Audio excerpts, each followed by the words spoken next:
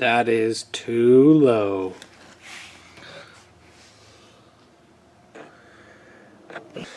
So what we're going to do is we're going to lift this truck back up. I kind of lowered it a little bit too much before I went for my first test drive, and it is way too low.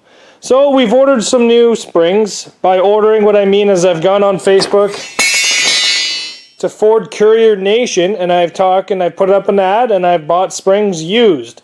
$20 to buy them, $80 to ship them. Shipping was a little expensive, but I needed them, and I got them.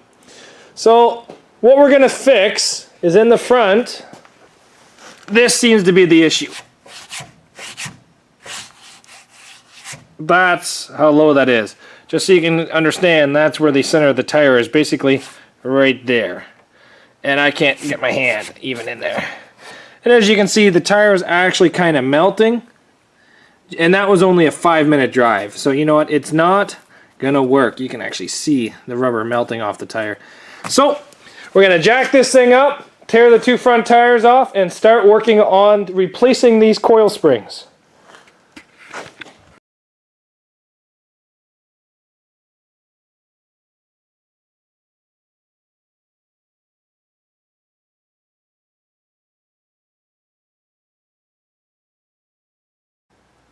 So to get the coil springs out, it looks like I'm going to have to undo the shock, which just mounts right there through the top. And then I'm either going to pull the upper ball joint or the lower ball joint. I'm not sure which one I'm going to do yet. We'll see. And then just remove the spring and put the new spring in. We might have to undo the sway bar. Again, I'm not 100% sure. But we're just going to get started at this and do the driver's side first and the passenger side. As you can see, there's quite a bit of rubber on the inside of this fender. So it needed to be done. It needed to be done. I don't want to do it. I think this truck looks insanely awesome how low it is, but it needed to be done.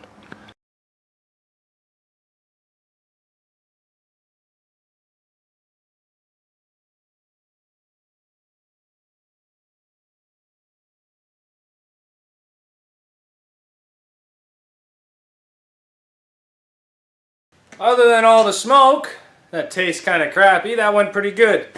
But here's the differences in the springs. Just about that 1 inch of difference. Perfect time for a text. Just about 1 inch of difference. And the only reason for that is because you see these 2 coils touching right there?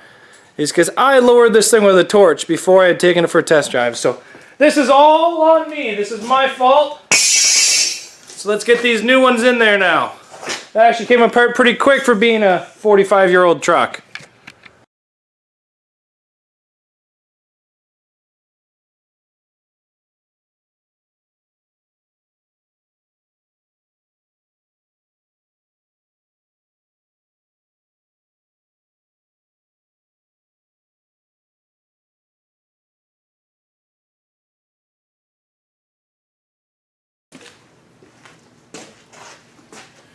Driver's side's done and all put back together. It took me a little bit longer than I was thinking, mostly because I couldn't find the little rubber bushing for the sway bar.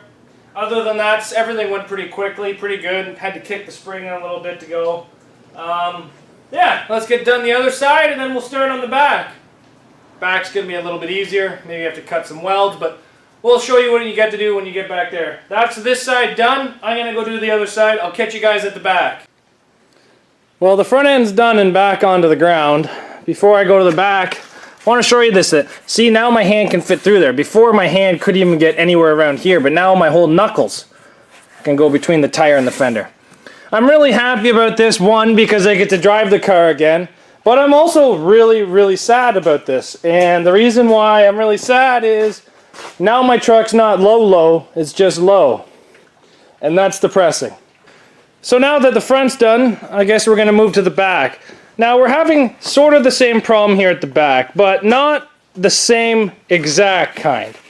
Because of the actual width diameter difference, there's actually a nice spot for my hand, and the tire does not touch the fender at all, but the problem that we're having is this. Ready? Listen.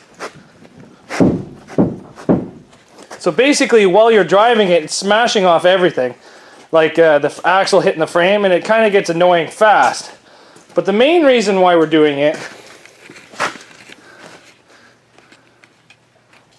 The main reason why I want to lower the back of this truck is because it sits on a nasty angle. And you know what? I don't mind the angle, but it just looks like that California kind of truck thing, and I'm not a huge fan of that. You know what I mean? Where the back end sits way lower than the front and it looks like you have a squatted load inside your truck.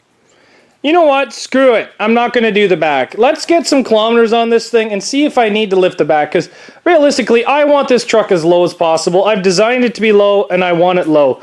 So you know what? Let's leave it as low as this, and we'll go get plates and give it some test drives. It's going to be raining the next 2 or 3 days, so I don't expect it to be the next 2 or 3 days, but yeah, I'm fine with this. Time to put some kilometers on this thing. Woo!